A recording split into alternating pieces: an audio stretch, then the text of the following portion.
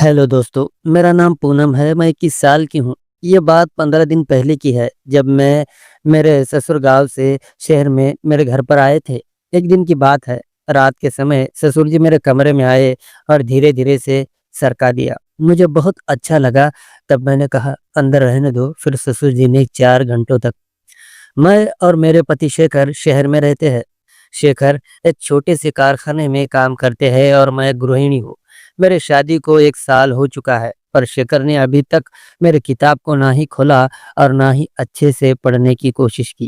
कहने को तो मैं शादीशुदा थी, पर मेरी किताब अभी तक कोरी की कोरी ही थी। मुझे हर रोज लगता था, शायद इस बार तो शेखर मेरे किताब को अच्छे से पढ़ेगा, पर वो तो काम से आया कि बस खाना खाकर सो जाता था। पर कभी भी वो मेरे किताब को देखता भी नहीं था। मैं अगर कुछ कहने जाती तो मुझ पर ही गुस्सा करता, कहता था, तुम्हें क्या है, तुम तो घर पर आराम से रहती हो, पर बाहर मेरा हाल बुरा हो जाता है, इसलिए घर पर कुछ भी करने की इच्छा नहीं होती मेरी। बस शेखर इतना कहकर सो जाता। शेखर के ऐसे बर्ताव से मैं काफ़ी परेशान रहने लगी थी, पर उसे तो कोई फ़र्क ही नहीं पड़ रहा था। पता नहीं क्या समझता है खुद को। मैं मन ही मन बड़बड़ करती और फिर निराश होकर सो जाती थी।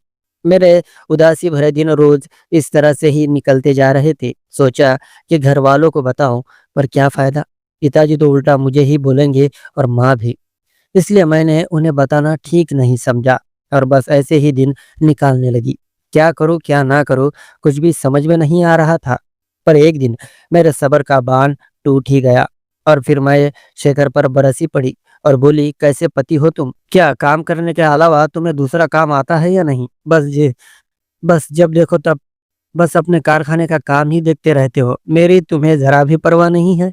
अगर तुम्हें मेरी कोरी किताब को पढ़ना ही नहीं था, तो क्यों की मुझसे शादी? क्यों मेरी ज़िंदगी को बेकार कर दिया? हाँ, बोलो, चुप क्यों हो? जवाब दो।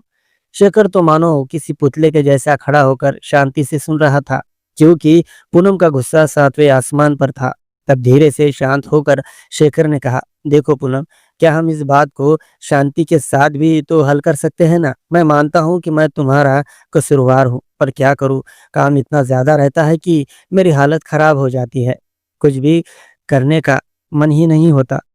तुम्हें पता है, काम में पानी पीने की भी फुर्सत नहीं मिलती। तब पूनम ने कहा, अगर तुम्हें पानी पीने की फुर्सत नहीं मिलती तो छोड़ दो ना वो बेकार काम, कोई दूसरा काम ढूंढो। क्या कोई और काम नहीं मिलेगा तुम्हें? क्या वही काम है? तब शेखर ने कहा, पूनम, काम तो बहुत है, पर मैं ठहरा अंगूठा छाप आदमी, मुझे कहाँ अच्छा काम मिलेगा। मेरे जैसे आदमी को सिर्फ मेहनत के ही काम मिलेंगे। अब तुम ही बताओ मैं क्या करूँ? तब पूनम भी शांत हुई और बोली, तुम्हारे इस उलझन में मेरी तो किताब कोरी ही है ना।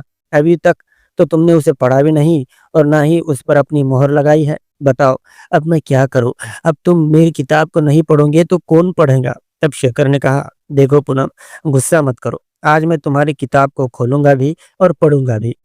आज तुम देखूंगी कि मैं किस तरह से तुम्हारे किताब के हर पन्ने पर कैसे अपनी मोहर लगाता हूँ। तब पूनम ने कहा, बस बस, मालूम है मुझे तुम्हारी किताब खोलना भी और पढ़ना भी कुछ नहीं आता तुम्हें, बस इस बोल बच्चन के अलावा। पिछले बारी भी मेरी पूरी किताब खोल डाली, बस पढ़ना शुरू किया और 1 मिनट के अंदर ही शांत हो गए। कुछ नहीं हो सकता तुमसे, बस बातें बनाने में सबके उस्ताद हो तुम। तब शेखर गुस्सा होते हुए बोलने लगा, पूनम, तुम ये क्या बोल रही हो? तुम्हें पता भी है, बस भगवान ने मुँह दिया तो बके जा रही हो। तब पूनम ने कहा, अच्छा, मैं बक रही हूँ तो ठीक है, चलो फिर और खोलो के पढ़ो मेरी किताब। मैं भी तो देखूं कि तुम कितनी देर तक किताब पढ़ सकते हो। और शेखर ने पूनम की किताब को पढ़ना शुरू कर दिया और सिर्फ कुछ ही देर में वो शांत हो गया। शेखर ने जो कहा था वो आखिर नहीं कर पाया और पूनम ने तो अपना सिर पटक लिया और कहा, बस हो गया तुम्हारा किताब पढ़ना? अरे कुछ नहीं हो सकता तुमसे, बेकार आदमी, जाओ यहाँ से और सो जाओ। पूनम के ऐसा कहते ही शेखर चुपचाप सा सो गया और पूनम चिंतित होकर बैठ गई। अब पूनम समझ चुकी थी कि उसका पति उसकी किताब को अच्छे से कभी नहीं पढ़ सकता। दिन ब दिन पूनम की हालत खराब हो रही थी, पर पूनम चाहकर भी कुछ नहीं कर पा रही थी।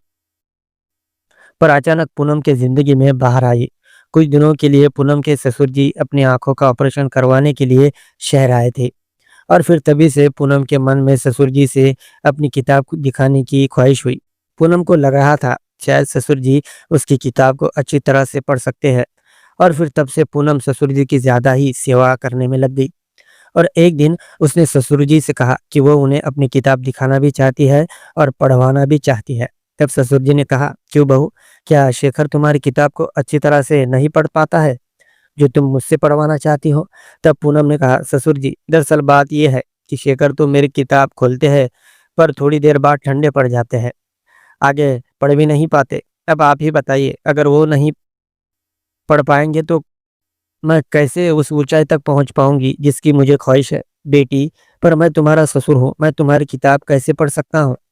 ससुर जी, आप क्यों परेशान होते हैं? अगर मैं आपको खुद अपनी किताब को सौंपना चाहती हूँ तो क्या आपको क्या आपत्ति है? तब ससुर जी ने गहरी सांस लेकर कहा, ठीक है, पर एक बात, ये शेखर कब तक लौटेंगे घर पर? तब पूनम ने कहा, वो 9-10 बजे आएंगे, तब तक आप मेरी पूरी किताब पढ़ लीजिए।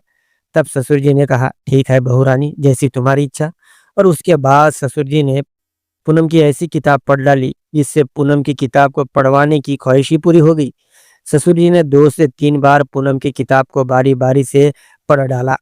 पूनम ने पहली बार इस तरह से अपनी किताब को पढ़वाते हुए महसूस किया था। पूनम ने पहली बार उस ऊंचाई को छुआ था जिसे वो छूना चाहती थी। पूनम अब खुद को बहुत संतुष्ट महसूस कर रही थी और फिर तब से पूनम रोज अपने ससुर जी को अपनी किताब सौंप देने लगी ताकि ससुर जी उसे और ऊंचाई तक पहुंचा सके। पूनम के ससुर जी जब तक पूनम के यहाँ थे, उन्होंने पूनम की किताब के हर एक पन्ने पर अपनी मोहर लगा दी थी। उम्मीद है मेरे उम्मीद है मेरे प्यारे भाई लोग, आपको यह कहानी पसंद आई होगी। तो प्लीज़ इस वीडियो को लाइक और चैनल को सब्सक्राइब ज़रूर करें। दोस्तों, ये कहानी पूरी तरह से काल्पनिक है। ये कहानी सिर्फ़ आपके मनोरंजन के लिए बनाई गई है। धन्यवाद।